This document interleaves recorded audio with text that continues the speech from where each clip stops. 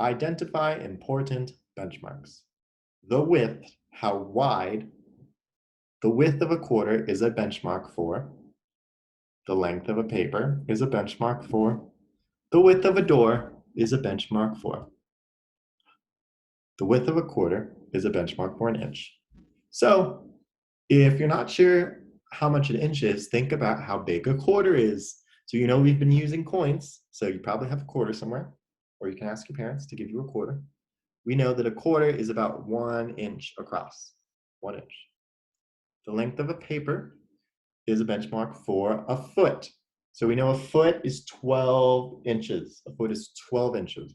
A paper, it's a little less than 12 inches, the long way, the tall way. But it's almost 12 inches. So if we want to know how much a foot is, a paper will help us because a paper is 11.5 inches. So it's almost 1 foot. It's a little bit less, but it's almost 1 foot. And remember, we are estimating. So it's okay that the paper is not exactly 1 foot. It's close enough. And everybody has paper. The width of a door is a benchmark for a yard. Now we're not talking about a yard at a house. The width of a door is a benchmark for a yard, and a yard is how many feet? A yard is 3 feet. So a yard is 3 feet. Now we're going to use our mental benchmarks to estimate the measurements. Step 1, use a mental benchmark to think about how long a marker is. So what were our 3 mental benchmarks that we just used? A quarter is a benchmark for an inch. A paper is a benchmark for a foot. And the width of a door is a benchmark for a yard.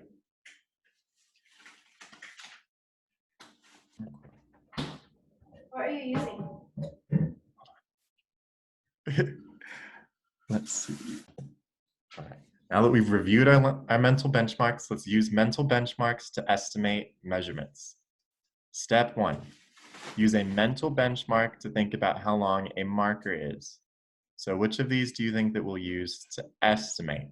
And look at the image in the lower corner.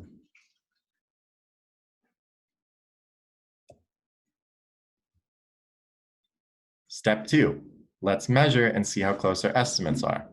Which unit should we use? So I can use a paper length as my benchmark to estimate, because I know a paper is about 12 inches long. I know that a marker is a bit more than half the length of the paper. Look at the marker here in the corner. Based on the image, I say a marker is about 7 inches long. Now think about it. So look at the paper. Long ways, it is about how many inches? 12 inches long. I know that a marker is a bit more than half the length of a paper. Well, what's half of 12? If we split 12 into 2, what plus what equals 12? 6 plus 6 equals 12. So a half of the 12 is 6. But the marker is a little more than half. So my estimate is that the marker is about 7 inches long. Now step 2. Let's measure it and see if it's 7 inches, all right? So which unit should we use? Inches, right? So a marker is 7 to 7.5 inches long. And what measuring stick would we use to measure inches? A ruler. All right, so now let's complete our exit ticket.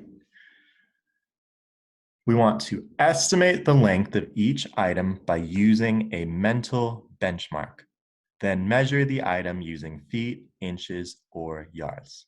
Let's read that one more time. Estimate the length of each item by using a mental benchmark. Okay. Then measure the item using feet, inches, or yards.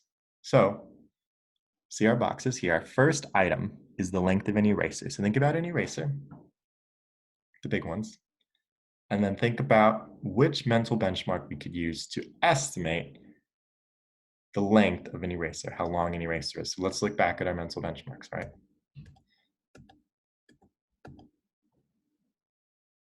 So we can use a quarter to estimate an inch, a paper to estimate a foot, and a door to estimate a yard. quarter for an inch, paper for a foot, a door for a yard. So to estimate the length of an eraser, do you think we should use a quarter, a paper, or a door? Probably a quarter, right? Because they're similar in size. A quarter is pretty small, an eraser is pretty small. So our mental benchmark is a quarter. So we can write quarter here in mental benchmark, or you can draw a quarter with how much in it? 25 cents. And then estimate how many quarters do you think makes an eraser? So if you have an eraser and some quarters, you can actually try it, or just one quarter, and put your quarter on top of your eraser and think, how many quarters would I need to make an eraser? Then we might want a ruler to measure the actual length of an eraser. If we don't have a ruler, we can probably find one online. We can Google ruler and enter the length here of an eraser. All right, so pause the video and take a moment to estimate and find the actual length of an eraser.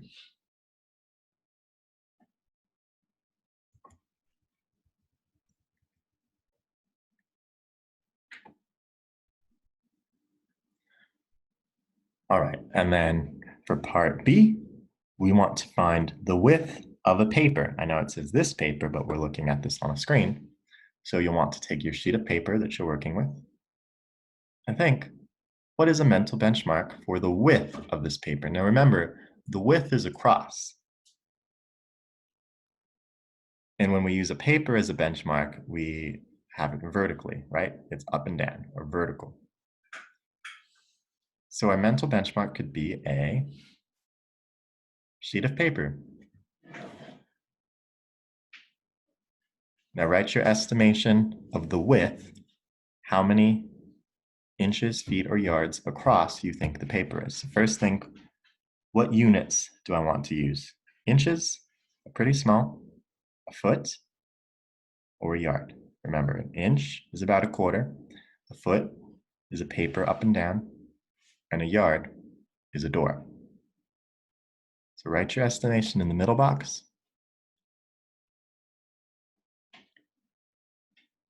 Now take your ruler and measure the actual width of a paper.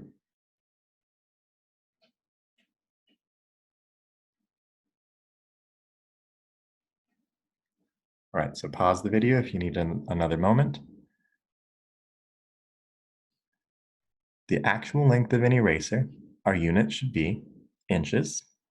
And we might have some different size erasers, but probably about 2 inches would be our actual length. And the width of a paper will be 8.5 inches across. It's okay if we got only 8 or 9, because we are estimating. We want about 8.5 inches across.